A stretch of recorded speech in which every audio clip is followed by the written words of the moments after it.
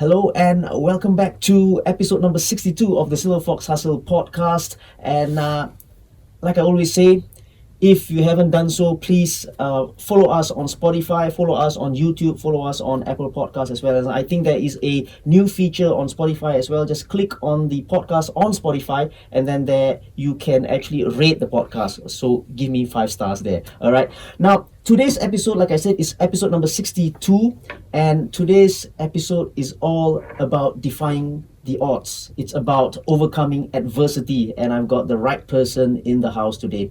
Like I said, defying the odds, facing adversity, and actually staring it in the face and overcome it. He is an ex-physical education teacher with MOE, and he has had experience there for more than 20 years. Someone who has completed 9 full marathons and 10 half marathons. Just thinking about that makes me, I'm so tired thinking about that. It's ridiculous. And in 2015, right, disaster struck as he was diagnosed with stage 3 colorectal cancer. Now fully battled cancer and already beaten it. He is here today to tell us his story as well. He is also, I have to say this, the Manhunt Singapore finalist international category in 2021 and 22. So it is not over yet, right? The final will be held somewhere this year, and we'll talk about that as well. Welcome to the SilverFox Hustle podcast, Mr. Arun Rosiah. Hi bro, nice to meet you in live now. And I gotta say this, if you're watching this on YouTube, we look like twins because he is also a fellow SilverFox. It's absolutely brilliant. Welcome to the podcast, like I said again, and let's warm up a little, all right, by talking about the Manhunt Journey. All right, so give us or tell us what was the inspiration behind this. And by the way, for listeners, how old are you? 57.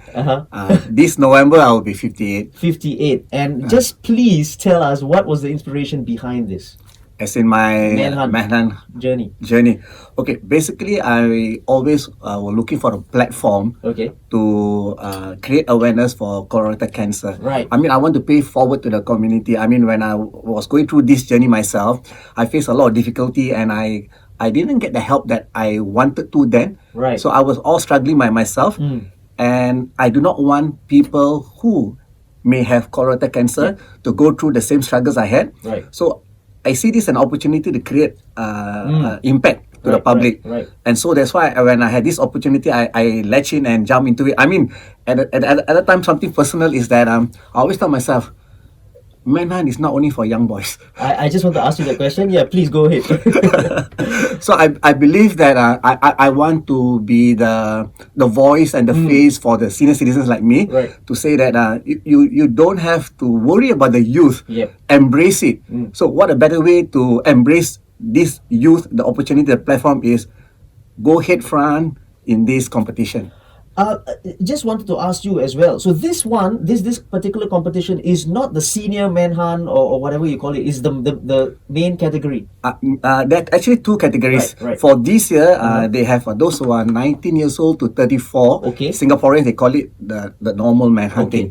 So the international manhunt is actually meant for those foreigners who are 19 years old and above, as well as Singaporeans, old men like me, who are 35 years old and above. Of course, those who are 35, I don't see them old, but for this Manhunt category international, 35 and above is old, and they are under the international group. So I'm actually with the old timers as well as the foreigners. Are you the oldest in the group? Definitely I am. You are? Yes. And what's the youngest in that particular group? Youngest is Derek, 48 years old. He's a dietitian. Right. And you are brilliant. Congratulations to that. Because to actually even think about joining it, it's an uphill thing, and it's up in the head as well. And you said it at the beginning. It's only for young people. That's what people might think. I believe in breaking boundaries. Since young, I always been someone who always been thinking out of the box.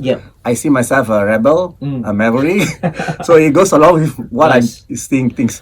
And how's the journey so far? So you just signed up. And then there's go for the audition. Yes. So what was in the audition part? Audition part was a scary thing because I don't know where I get this. Sometimes you think don't think so deep enough. I told myself on that day, but on that day was a bad day for me. Because of my cancer history, I don't have rectum. So that day was the day when my stomach was very bloated. Right. Can you imagine? I was like, I'm going to take off my t-shirt in front of the audition. Right. How am I going to look? I told myself, okay, fine, Arun, calm down. They're only going to tell you two things. Okay. Yes, you make it, or no, you can go home. Right. Let's face it, let's go. So what, do you know what are the numbers like? How many actually did this phase? At this phase, there are actually 22 of us. 22, right. Finalists. Okay. And the number of people who auditioned, how big was that? I guess could be quite a lot. I can't remember. More than 100? Because could be, I don't know the details because right. there were actually audition phase 1 and audition phase 2. Okay. So I went for the second one because I go to the gym regularly. So this young chap who's working down there in the home team, I see. He actually, he'll greet me every day. He's a personal trainer, at the lobby there. Yep. He said, Uncle, you were once a manhunt, right? Because I actually took part in 2015. But MOE didn't allow me to proceed further. Okay, that's another story for another day. So I said, how do you know? I said, I was checking out to see whether I can participate in the future manhunt. Then your face appeared.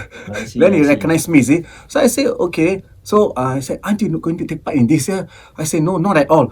But the seed was planted in me already. Okay. I understand. That is brilliant. You are already famous, my friend. You go to the gym, that youngster looked at you. What has the experience been like? In terms of competition, it must have been tough, right? For me, nothing is tougher than going through chemo, radiation, that kind of stuff. Yep. So, it could be tough for the younger guys. And it's a coincidence that, at this phase, I was contemplating a career change or rather taking a break. Yep.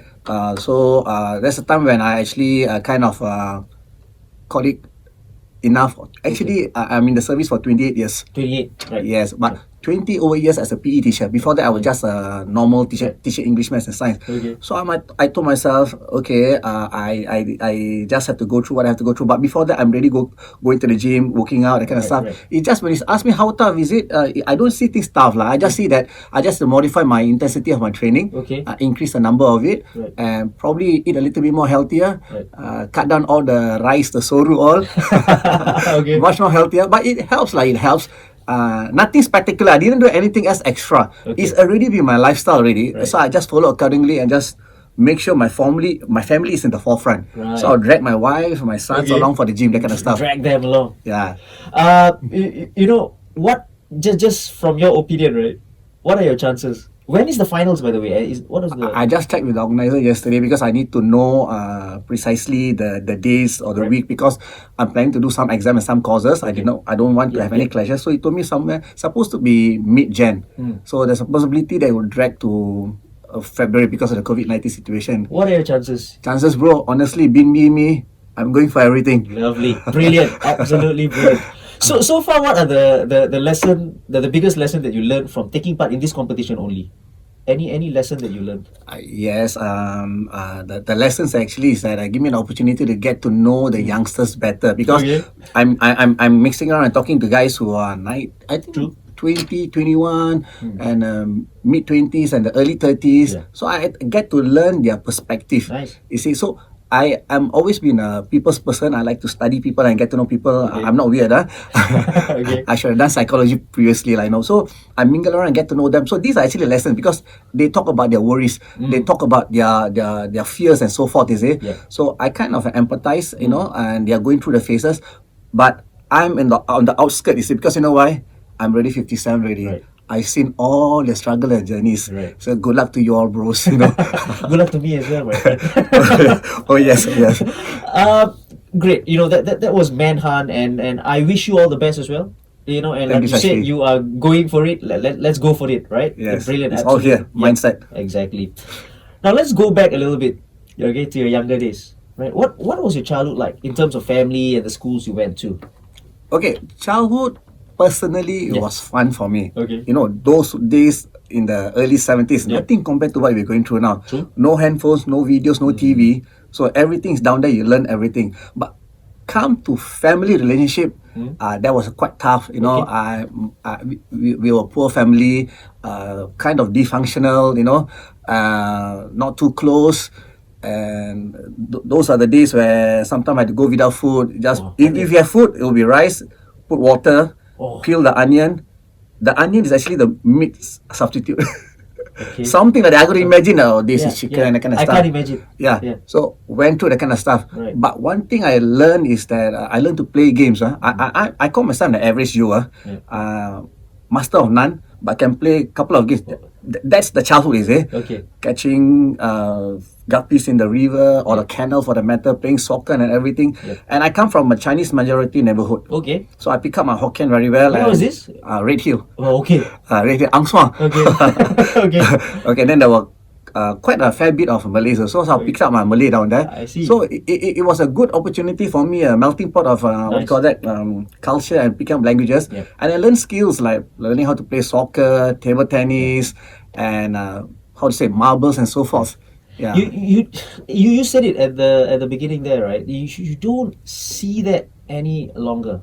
Never ever see that any longer, right? You like mixing with the neighbors, because now there's so much of distractions. Yes. We talk about handphones, TVs, and what Yes. have you, right?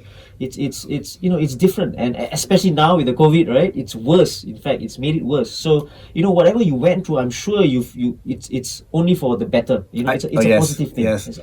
And you mix with people where you get to know each other better instead of the WhatsApp and all this nonsense. That actually helped me along all the way up to now, because I'm a people person. Right. I can strike a conversation with anyone, a stranger, even in the lift and so forth. Sometimes my wife, my daughter will look at me and tell me, "You're weird." No, and again with the you talk about poverty and stuff. It's almost like that, right? It's rice and water and onions. Yes, I went through that. And for anyone who's watching and listening to this, I don't should I be watching here or anywhere, my friend. You look at this camera. Alright, okay. But yeah, it is difficult to imagine, and probably that's what made you stronger and the person that you are, right? Yes. You contracted TB, which is tuberculosis. Yes, TB. At 17. And it was at one stage, I had a 50 cents coins hole in my lung then. And how did you know that he's coughing? Is it dry cough or something like that? Let me see. It was dry cough every other day. Yep. I actually went to the doctor. My sister actually brought me to the doctor. Doctor shoo me away. He said it's normal. Cough. It's okay. But anyone watching this got to know if a cough lasts more than 2 weeks, or for me it was a month plus.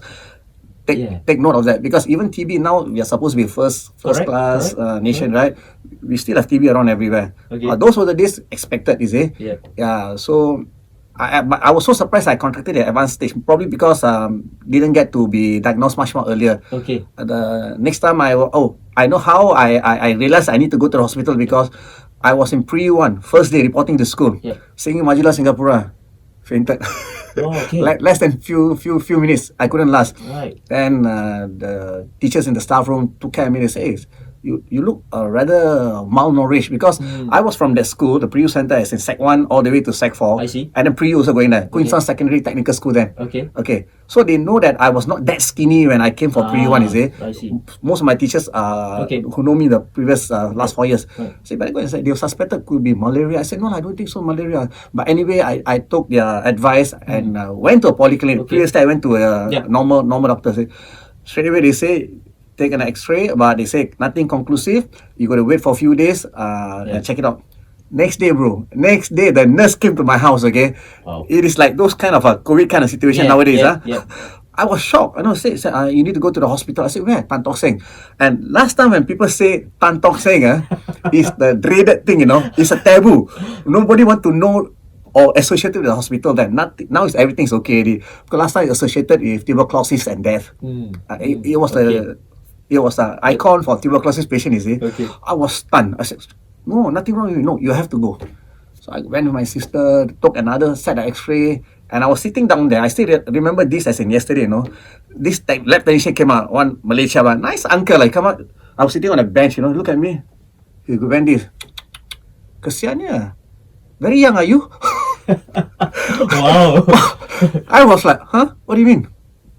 Oh, you do not know, you got TB. Before the doctor told me that, I was self-shocked. To me, last time TB means it's death, I was very sad. By the time I went in, the doctor was not helpful at all. She starts scolding me. Boy, you're only 16 plus. You must be smoking a lot, right?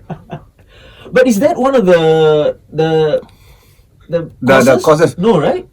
Smoking can practically cause anything then, you know. Okay. But it is actually TB germs actually airborne everywhere. Right. When your immune system is down, they start to get active. Now I sound like a doctor a bit.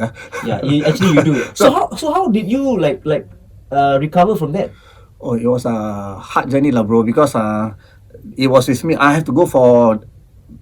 I got to take a lot of medication. Right. You know, M&M chocolates, that size. Yep. I had to take about 20 to 30 tablets like that every single day. And the first 3 to 4 months, I had to go polyclinic for jabs every day. Crazy. And I was so skinny then because of tuberculosis. My arm, bicep, was about this size of my wrist. Imagine the nurse, they pity me, when they have to poke. The needle go right through my bones, I can feel it also. One day poke only swell. And then here. And then come a day, they told me, we have to poke your backside also. So my body was almost every other day. And I go for this for 3 months. And I had to go to school with some blood from my t-shirt, my shirt and so forth. Those were the hard days. Wow.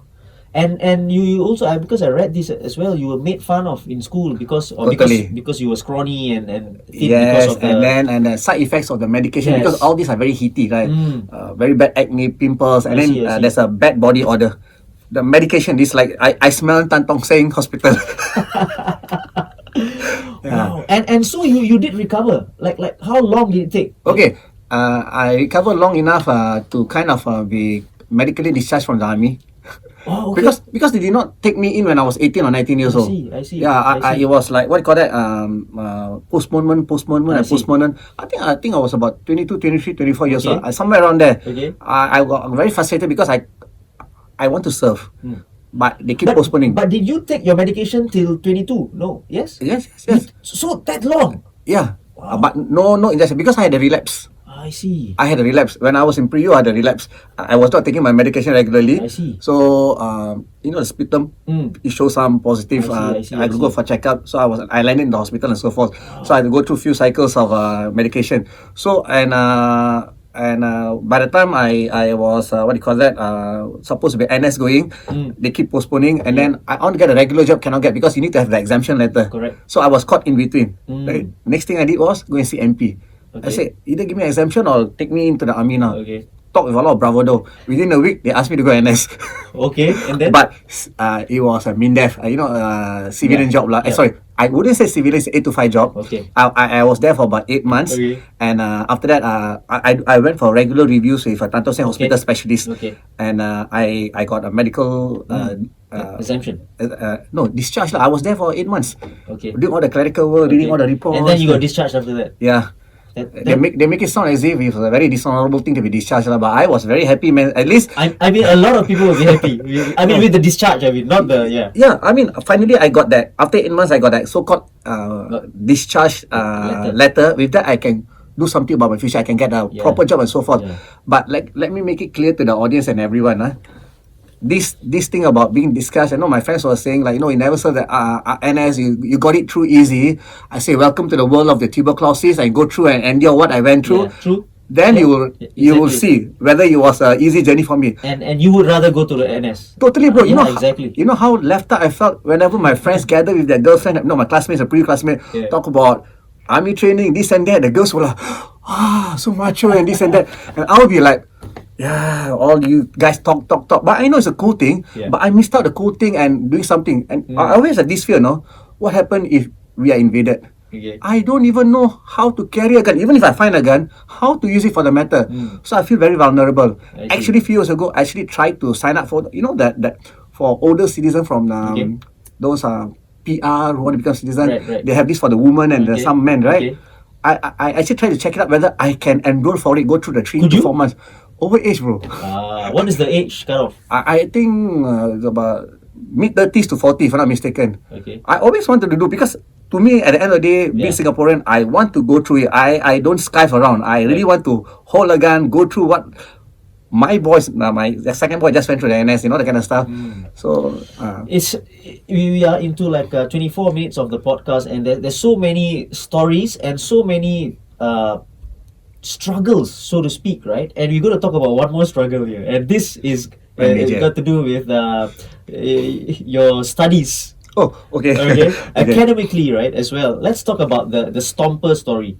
Okay. Right, because I think you were the Stomper. You wrote a story, and then it got out. You know, you became like famous, and because you not famous lah, bro. You wanted to find my teacher, my math teacher. Correct. Yeah. Tell us that story about this teacher thing. Okay. And why? Mr. David was my night class math teacher. Right. Because I've been feeling math since Sec 1. And I realized the importance of maths only when I wanted to try to go into NIE. Okay. I couldn't get a place down there because minimum must have an O-level So maths. wait, let me get this straight, right? So from Sec 1 yes. till Sec 4. Yes, I repeated Sec 4 also. Okay, and you failed maths all the time. All the time. Not even once you passed. Not at all. And that was the normal. What was the E-maths, right? E-maths, yes, right? yeah. You failed all the time. All the time. Okay. As bad as below 30, 10. There was also 0. I never even attend exam at times. You know, yeah. Is that because you didn't try hard enough, or you tried but still you just couldn't get it? If under this new education system, probably I will be considered what do you call that, normal tech for math, okay, or normal the student for 5 years kind of thing. Okay. But all I know, maths and me Far poles apart. Right. I can be brilliant in language and so forth, but maths was totally different. So I really empathize with my students. You know, when they go through struggles, you can be good in certain subjects, but not in everything. Of course, there are some students who excel in everything. Kudos to them. But there are people like me who also struggle. But sometimes I wonder, could I have been some learning difficulty for maths or something like that? I don't know. But I went through hard time. But it actually hampered my future application for goals. I wanted to sign on police force. Rejected, no O levels. I want to sign on army regular. Rejected, no O levels. You know, I even want to become sign up for. Last time they have a VITB, predecessor to ITE. IT is the IT now, lah. Yeah, Baharudin VI, because I wanted to do interior designing. I'm good in art in that sense. I had everything. When I applied and finally they actually let me to go through interview. In the interview they said, "Boy, you don't have maths. It's very difficult, you know." I said, "What's that interior designing got to do with maths?" I asked them. They say a lot of things. So there goes. I didn't get a chance at all. So that put me off, never put me down. So I told myself, do or die. I will rise up and pass my maths. So this is where your teacher came in, right? Yes, what's his name? Mr. David. Okay. Yeah, so night class, Tanglin Secondary Technical School. When I went there, most of us are mature students, like, you know, older students. He told us he's not judgmental. Wherever point that we learn maths, he welcomed us and he said he would teach us. And I actually, during the break, I told him my story. I said, "Don't worry, you try your best. I'll do my best to help you out." So cut story short, that first year, I did the O levels, right? Yep. I got E8. Okay. But many people will laugh, "Alamak, still fail." I mean, for those who are the older one who know what's the meaning of E8 is, just about 5 marks better than the F9, you know. Correct. I'm an F9 student. Even my own family members laugh at me. E8, you make a big hoo-ha of it, because when I got the result, I told them, "Hey, I'm so happy." That means I broke the F9 mentality, you know. I thought I was totally hopeless. I make to E8. Then I told myself, I'm coming back. That means I'm not stupid anymore. All the while I thought I was stupid in maths, you know. So the following year, he saw me. "So Arun, how do you do?" "So E8. Hey, that's an achievement. Good job. You told me that you're stupid. You see, you're actually moving up. Good for you. Let's try this year." So that year I took again. I got D7. Wow. Okay. Oh, that was a huge leap for me, you know, from an F9 student for so many years to D7. I saw a ray of sunshine down there for me. I latched on it. I told myself, "Arun, have a little bit more what should I say, the courage and move on." I practically was practicing my maths every day. Bus stop, in the bus, toilet. You know, I got my books. I practice 10 years series, remember? 10 years I'm not series, joking. I'm sitting in the toilet, I'll be doing, you know, because I didn't want to waste time. So the following year, I came back. He saw me. So trying again. Yes, sir. I got C6. Brilliant. Can you imagine that F9 student for so many years, and C6 is actually the passing, you know. True. A lot of my friends were laughing at me. "Bro, stop. Just go and work and do something else. Nobody is stupid enough to do just for a mess, you know." I for myself, I see myself as a pit bull, or, you know, that the moment you latch on the throat, you just go for it. So that was my goal. I did it. I applied for NIE. Still got rejected. That was the 5th time you applied. No, it was one of the times I applied. we will talk about that part, right? So have you met this teacher of yours, Mr. David, after that? sadly, that is why, because every Teacher's Day, I think about him, because when student come and say thank you to me, I think about it as a student, a charm, hectic lifestyle. So finally, I went through cancer at the time. Then I had a kind of a lot of time to think. Then I realized, hey, got such thing as Storm. Let's try, because a lot of people say missing brother, sister, that kind of stuff. Try, but then I put my name down there, because at the point of time, I didn't know whether MOU will be seeing that as a wrong thing or the right thing. So I put anonymous and just let's try it, And then it went through a wall goose chase, almost about 6 months before. I got one contact from the Storm side. I managed to touch base with the neighbor of my teacher, in one of the condos. And then by the time I get in touch with him and go through, I got the son called me up. Mr. David's son called me up and talked to me to break me the news that my teacher has actually passed away. Okay. That was something I felt very sad, because yes. if Mr. David was alive, hope he can hear, I want to show him, I want to let him know that I made him proud, He had that belief in me, no one had, Correct. Not even my family members. I mean, where on earth the teacher can give you patience for 4 or 5 years, coming back every year for O levels again? Somebody will tell you, hey, give up, you're not cut for it. Yep, exactly, and especially you were improving, but you were improving by one point, right? But he had that patience, absolutely brilliant. I forgot to mention to you, I came back again after C6, and I got B4. That's the best, the best, right? Yes. It's brilliant, from F9 to... But the journey I took, that is why I tell parents, you can afford, get a tutor for your child. I know it's very controversial. MOU say no need tuition. I would say sometimes small group, 1-to-1, helps a lot for some students. Not all students can thrive under the 40 students system. But would MOE say no to tuition?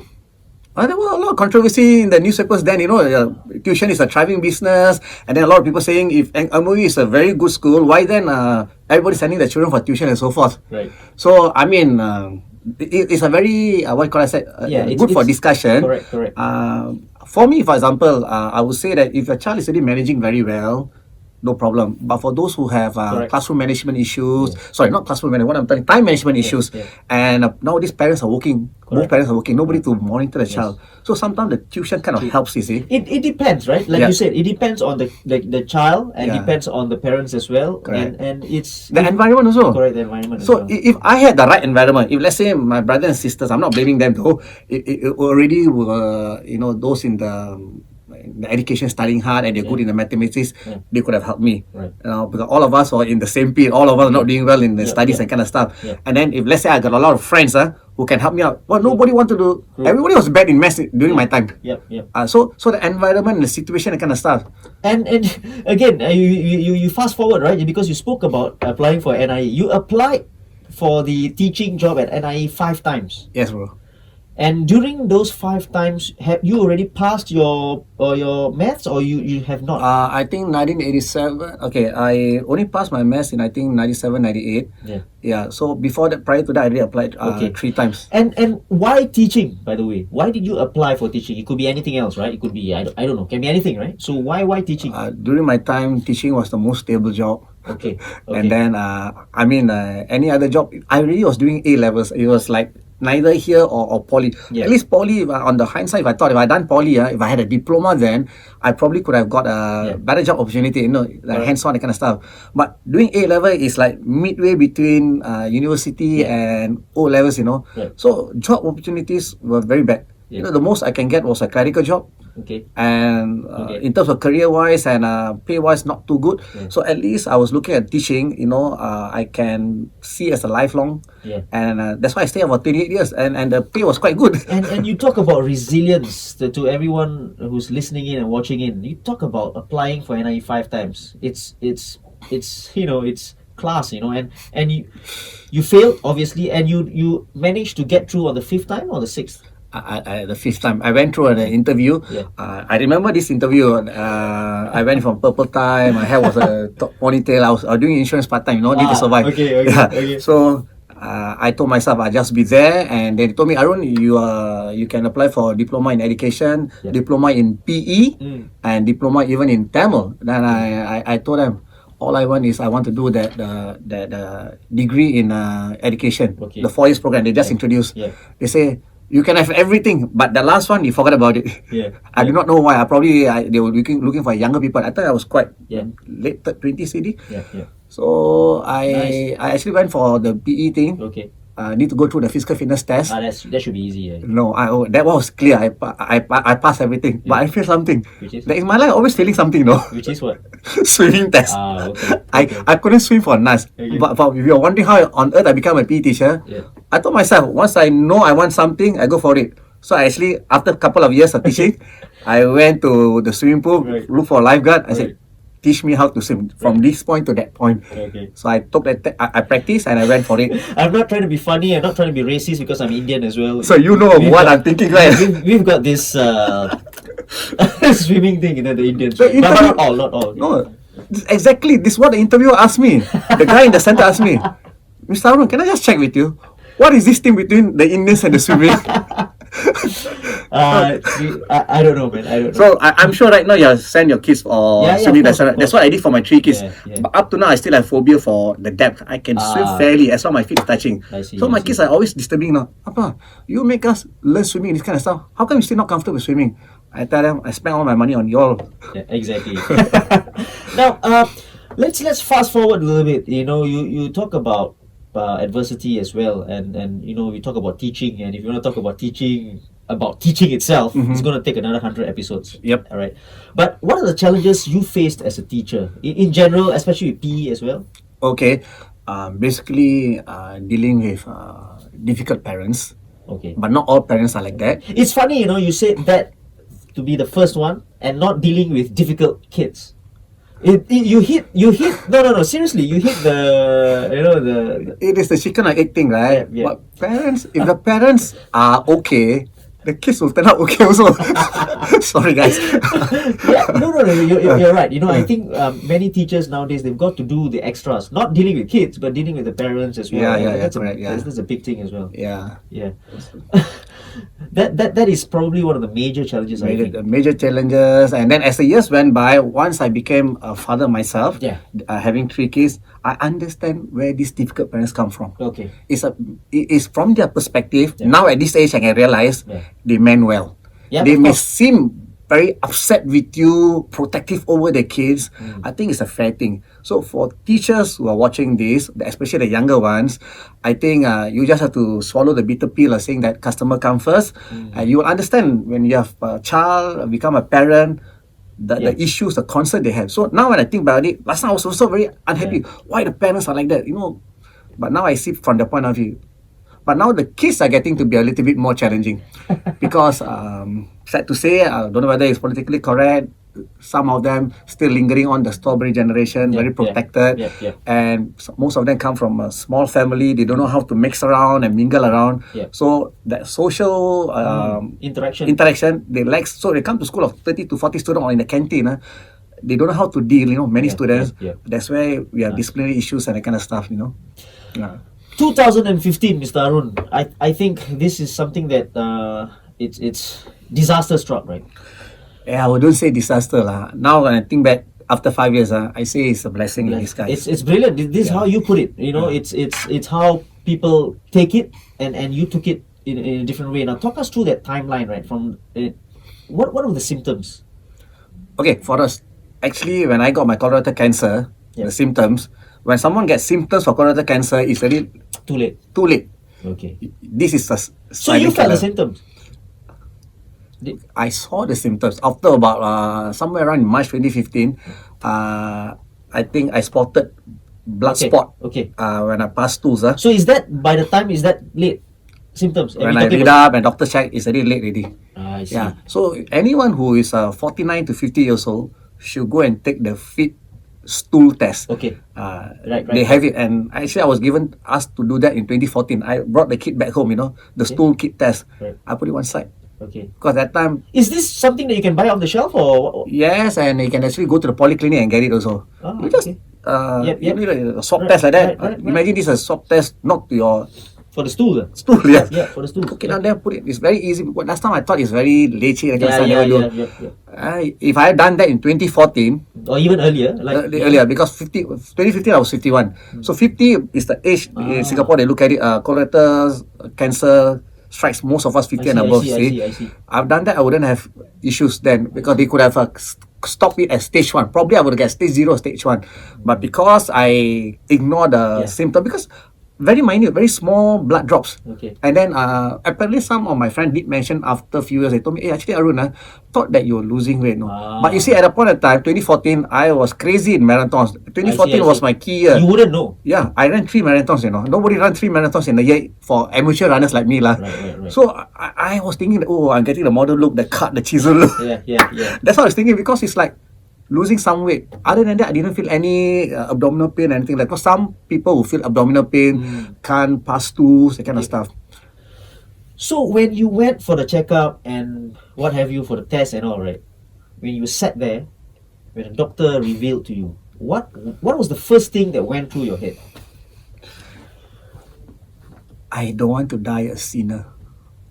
Okay. That's seriously. Yeah. I mean, I was okay with dying, right. but not if the sins that I've done, Yeah. I was thinking, let me clear my sins, seek forgiveness, and after that I'll do it. And after that, my next thought come, I'm just leaving my wife like that and my children like that and just going off, The fear came. Yeah. But after that, my childhood has prepared me for this. As in, no matter whatever it is, you worry for a few minutes and that's it, snap out of it, and think of a game plan. Okay. So that after that, I told myself, Arun, no, there's always a solution to such things. Okay. You have to start thinking for your wife and your 3 kids. Okay. Work on something. So I hard to accept it, hard to swallow. I totally agree, because bloody fit, having a good diet for 20 over years, a PE teachers. Yep. I don't smoke, I don't drink.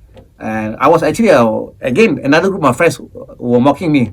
My friends, I said, that's why we told you, smoke like us, drink like us. You see? We get this a lot, right? Like, yeah, totally. Hey, you're going to die anyway. When people say, right? You're going to die anyway. Just do whatever, right? And it's shocking, right? Because you like you just said, diet was great. I mean, not fantastic, but you control it. I mean, I wash my red meat. I don't eat red meat. I ban my kids from going to fast food, bro. And that is even more shocking. Like I said, right? It's I wash my sugar, my salt. Exactly. But coming forward now, 10 and 60, right? Yeah. Now I'll just tell anyone, enjoy your life, eat in moderation, but eat everything if you want to, lah. Yep. Yeah. How did your family take it when they knew about it? Very hard, especially my wife, lah. I mean, she this was the last thing that she think that could have happened to me. But it's actually a very blessing in disguise, because at the point of time my relationship with my wife was very bad. Okay. All because of me, my fault. Okay. It was very egotistical. I mean, come on, I'd be running marathons, training. I'll train about 3-4 hours, and she had to look after the kids, the family, and everything. Now think about it, I've been an asshole. That's why I got problem with asshole also now. Wow. Seriously, yeah. That's the thing. Yep. So I told myself that the few days I went through thinking about it, I actually went through some people say 180 degrees mindset change. To me, I think it's a 360. Totally, become a new person. I told myself, no, if I live through this, I want to be a better husband, better father for my family. Right. That's how I went through it. She took it hard because she was very difficult for her. So I had to be strong for her. Right. Yeah. And you went through surgery, you went through chemo and complete package. Complete, right? And what radiation? What did you go? Not in terms of the surgery and what was the side effects and the trouble or not trouble? Okay. 3 things I went through. I mean, beside the surgery, first I went through radiation, then chemo, then I went to stomach back very quickly. Okay. Radiation, I went through it 20 sessions, right? Okay. After about 6 or 7 sessions, it was burning sensation. Okay. Okay. I'm going to be a bit graphic on this. Yep. Asshole. Sorry, the anus. Yep. Imagine 1,000 or million tons or needles or pins going through and poking your anus when you're trying to pass stools. That was due to the side effects. Burning side effect. And on top of that, imagine your internal anus right. on fire. It's really on fire, this burning. Is because of the treatment? No. When I went through radiation, it's nothing. Right. It's a side effect. Because you know what, later I came to realize the radiation is actually burning off the tissues. Okay. Because they're actually killing the tumor. They did a job. Right. After 28 session, my tumor, which was about 4.5, just above my anus, just above 5, 2-3 cm above the anus, was reduced finally to a very small, tiny one. That is where they could do the next stage of do surgery. Right. So I have to go through hell. Literally, I went through hell, bro. So, you know, early on I mentioned that, you know, I wish to clear my sins, that kind of stuff. That was, in a way, lah. So my wife always tell me, no, God gave you a second chance, lah. I mean, for those who believe in God and faith, lah. So I'm now holding on to my second chance and paying forward to the community. That is why you even notice, I wear t-shirts. I make my own t-shirts. Nice. I proclaim, I declare, I'm a cancer warrior, I'm a rectum warrior, and I start conversation with these people. Why not, man? People talk to me, people see me, and then I'm giving them a hope. That's what they tell me. Not I'm telling them. They're telling me, and they say, keep it up. And when I run my marathons, I'm running with these t-shirts also. Beautiful, beautiful. And you that is the physical part of it. Yep. Right? You emotionally. And I think I read somewhere, you know, the wifey and whatever, right? What was the turning point? Turning point as in terms of, you know, you were, let's put it this way, you were very irritable at home. Oh yes, because of the side effects and stuff, right? Oh yes, mood swing. You mean mood swing? Yeah. Yes, and turning point was when I saw my wife struggling. Because I was like the king of the boss, you know. I want this, I want that. I cannot stand the smell of this food. That she took time off. After that, she take no pay leave, and she was struggling. She was just like looking after a baby. You know, probably I was worse than a baby. And one day I saw her at the corner in the kitchen, tears streaming out. So that was the turning point. I said, no, I got to wake up my idea. You know, no matter what mood swing I'm going through, I cannot let her. She's the backbone of the family, that kind of stuff. You know, she already before that. My cancer already, I was giving her trouble. Now with cancer, still give her trouble. I said, cannot. So I SOS, I call some of her closest friends she have in school, teachers. I say, hey, y'all please do visit her and talk to her. And then I also activated my sister-in-law, very nice sister-in-law staying around Yishun area. Can you come and help her in the cooking, and give her some break, that kind of stuff. So everybody rallied around, and then she think this took a better teacher. And your wife's name is Rosiah. Rosiah. Shout out to you, Rosiah. And of course, Arun, your name is Arun Rosiah now. It's in the IC since I got married to her. Lovely. That is my ordeal to her, you know. But I never fulfilled that for the 15 over years of marriage I had with her. Cancer was a turning point. So that's why if anybody tell me, cancer, this and that, I say no, cancer was a blessing. It salvaged and saved my marriage. It created extremely good family bonding for my 3 kids. I almost lost them also because, you know, teens, angst, you know, I was a hot-headed dad. But it taught me perspective, like, it taught me gratitude, like cancer, you know. Yeah. Beautiful. Lifestyle changes that you had to make, like right now, as if now, right? Yes. And by the way, it's in remission? Totally. 5 years already. So this year will be becoming 6 years already. In remission? Yes. That is wonderful news. That I have to say, I have to congratulate you. It's brilliant news, right? So you know, all God grace lah. Absolutely brilliant. So the things that you can and cannot do, what do you have to adapt to? I think it's a lifelong side effect really. Because 20 cm of my intestine was shortened. Rectum is totally not there. So I don't have the control to stop myself from pooping if I need to. So like today, I'm supposed to have another appointment early on before meeting up with you. I spent 2 hours in the toilet. So this is my daily struggle. So nobody knows it unless I can go another 100 episodes talking about my struggles, you know. But basically, I don't believe in talking so much about the struggles, you know. When one person talk about their struggles too often, it get into their system and it becomes a struggle. Yeah. So I believe in talking less about it and focusing on what I can do. So I actually embrace my struggles. Lifestyle changes I need to make, got to monitor the food I ate. Quite a number of things that I got to be very careful of. Normal things like popcorns, broccoli, cauliflowers. Something I used to eat very often, beside the popcorn. I cannot eat them now. It will either trigger extreme diarrhea or constipation. I see. Yeah, milk, dairy product. I can't take protein shake. So it's actually it's a marvel, it's a blessing that, you know, without protein shakes, I can actually work out and I get my kicks going on. And just to let you know, 2017 I ran the full marathon, the most meaningful marathon out of the 9 marathons. You know why? I ran on an empty stomach. Wow. And why I did a crazy thing, because I wanted to get the finisher medal and give that as my 21st wedding anniversary for my wife. I'm applauding. Wonderful, well done. This is the first time I'm applauding on my podcast, my own very podcast. Absolutely brilliant. Well Serious, done, yes, thank you, bro. Absolutely brilliant. That much I owe it to my wife. Nice. For the man I am today, nobody if not for Rosiah. Rosiah again, shout out to you. Now, just to summarize, right? What is your opinion? In your opinion, sorry, was key in battling the sea? Okay, the mindset. Mindset. Okay. I have this mindset since my childhood days. But when I was going through cancer, I was doing some reading. You know, people, hospitals and some organizations asked me to do talks, motivation speeches to people. Right. Then I was doing some reading of that kind of stuff. I realized this. I already have this already. Quite a number of people also have this. Not I'm the only one, you know. But we do not know this. Having a warrior mindset, not the warrior mindset. So probably you all will come across this. Be a warrior, not a warrior. You know, that is in me all the while. Because people who are warriors are always positive mind. They have the positive mindset. They have the growth mindset. So this is what I think is the most important. It's not so much about medication or the diet or anything like that. It must be here. Wonderful. Quick fire round, Mr. Arun. Quick and fast answers, but I think you shouldn't have problems, right? Let's go. Your favorite food and drink right now.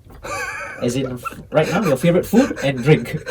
I'm not advertising for this. Why not? Coconut, is it? Coconut drink beside water, you know. Okay. And food, whatever my wife cooks. So right now, she don't cook anything curry. Okay, Maramudi fish is my favorite. Okay, fish, right. Breast, chicken breast. Right. She'll marinate and cook for me, and then salad, that's about it. Okay. Favorite actor and actress? Easy, this one is easy. Stallone, eh? I know this because I read this. Stallone, right? Yes, definitely. Actress?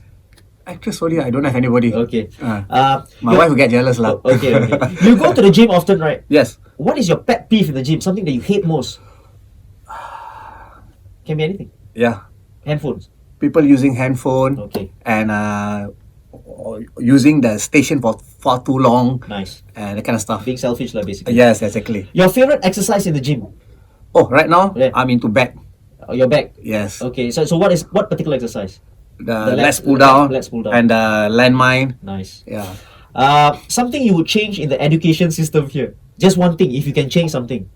Oh, no testing for PE lesson. PE lesson is now getting to be very as academic as academic subjects. Nice. Behind the scene, as a PE teacher, I don't know, it become very technical nowadays, like, you know. So I believe that 30 minutes for pupils to have one period or 1 hour PE periods, getting to be very technical. I mean, I believe that you just let them play, let them enjoy. Of course, you teach them skill, but don't have to do a lot of checklists, this and that and so forth. Very controversial, but personally, that's what I feel. Nice. Your biggest inspiration and why? My biggest inspiration, my wife. I don't have to ask why. Your biggest disappointment? Myself. Before my cancer. Okay. I'm still not a finished product. I'm still working on. Okay, you don't have to reveal much here, right? But in terms of what about you that you didn't like just. Oh no! I know harm in revealing because this is what many guys go through lah. Okay. Egotistical. Okay. Everything is me. Okay. I mean, so now that's why now I'm more into gym. I bring my wife, bring my sons along, and then I can be with them. I go for long walks with my wife now. Okay. So last time I used to do things all on my own. I used to do courses, this and that. Now it's like I think for the family. Nice. Yeah. Brilliant. Your biggest achievement? Staying alive, bro. The first thing you would do if you do win Manhunt? Oh. The first thing, the very first thing. First thing, I'll tell everybody, Vanakkam. I always wanted to speak in Tamil on that international stage, you see, because I love Tamil a lot, you know. Right. Though I can't speak fluently as I was a kid. So if you do win it, you'll say that to all your fans. I don't know whether I got fans or not, bro. But not, but definitely, I mean, to me, I'll be telling them that I'm proud to be an Indian and speak Tamil because a lot of us now don't really want to speak our mother tongue, whether it's Chinese, Malay, Tamil, that kind of stuff. You see, yeah. Lastly, someone you want to meet but you haven't met yet, lah. Someone I want to meet. Yeah. I haven't met yet. Very difficult, bro. I'm very contented with my family, my children, and so forth. Probably will be Sylvester Stallone. Okay. Good answer, because I want to meet him as well. He's one of my favorite actors, man. Because he doesn't know how he inspired me to go through my cancer journey because try to work out and keep in touch and kind of stuff. Great. Mr. Arun, thank you so much for being here on the SilverFox Hustle. But before you go, right, any advice for anyone who are facing adversity in whatever they're doing? It can be cancer, it can be whatever, right? It can be anything else, because you've gone through many Almost things. anything, yes. Yeah, in terms of studies, in terms of diseases and stuff like that, and how to battle it and how to overcome it, right? Any advice for anyone? Advice is more like sharing. It is like, how to put it?